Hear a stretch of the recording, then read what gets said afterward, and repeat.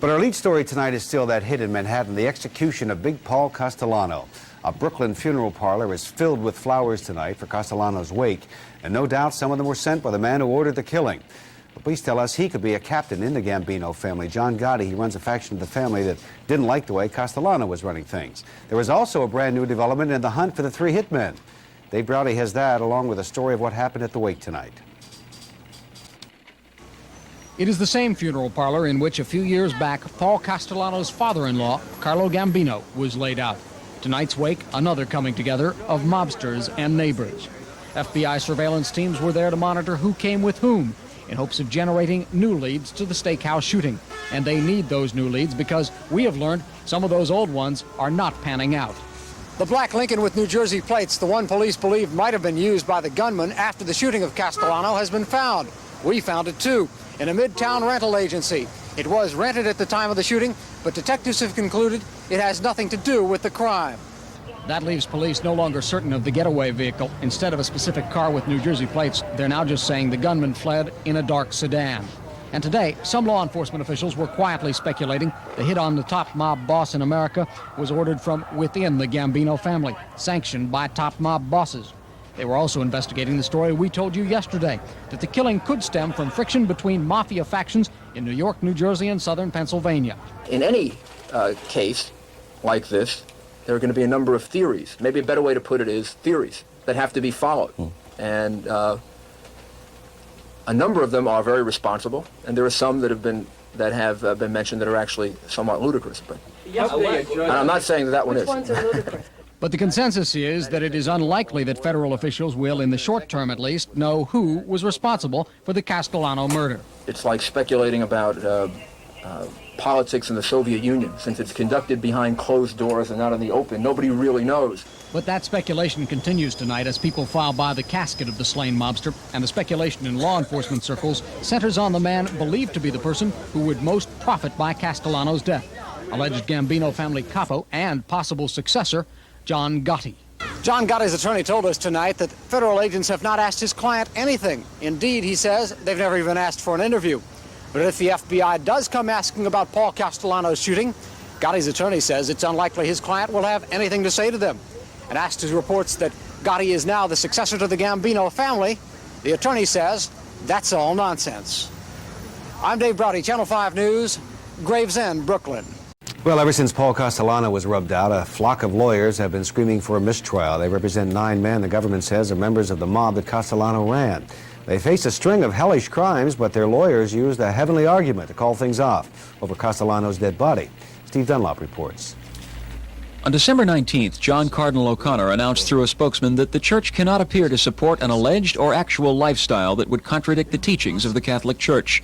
Paul Castellano, he said, would have only a private funeral mass, not a public one.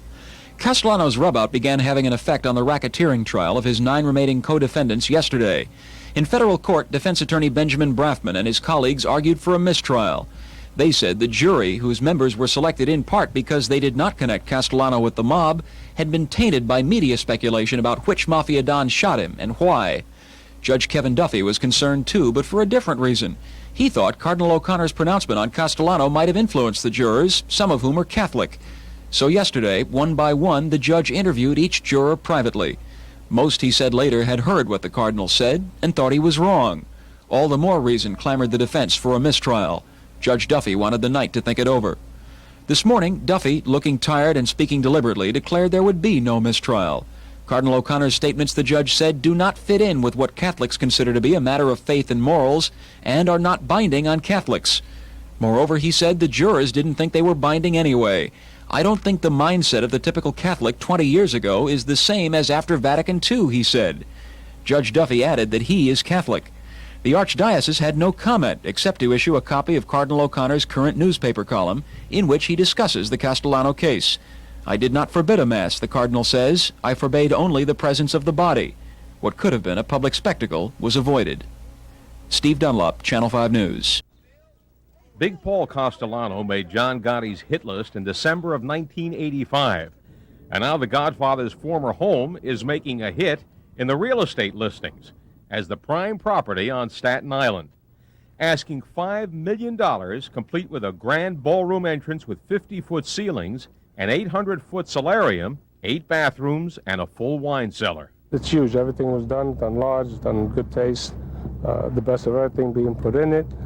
The most important thing, it's in the right area. For the price that's being asked, that price can be had up in this location, especially this part of Toad Hill.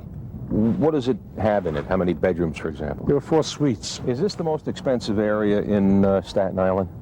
Like I say, probably, yes. Toad Hill is probably the most expensive, but 2 of the other hills on the island, Grimes Hill and Emerson Hill, being very close. And you got a beautiful view down here. Beautiful. The grounds feature an Olympic-sized swimming pool, English garden, and plenty of security, including emergency lighting, video cameras, and sirens.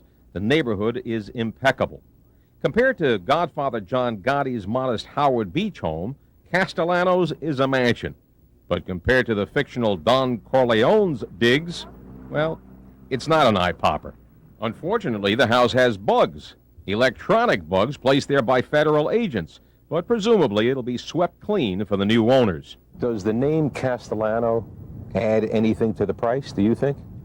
No, I don't think it has anything to do with who the owner was. This is not like Graceland. No, no, not at all. So if you want to live like a godfather, well, you can make a bid, but be assured this is one situation where you might make an offer that can be refused. Steve Powers, Fox News, New York.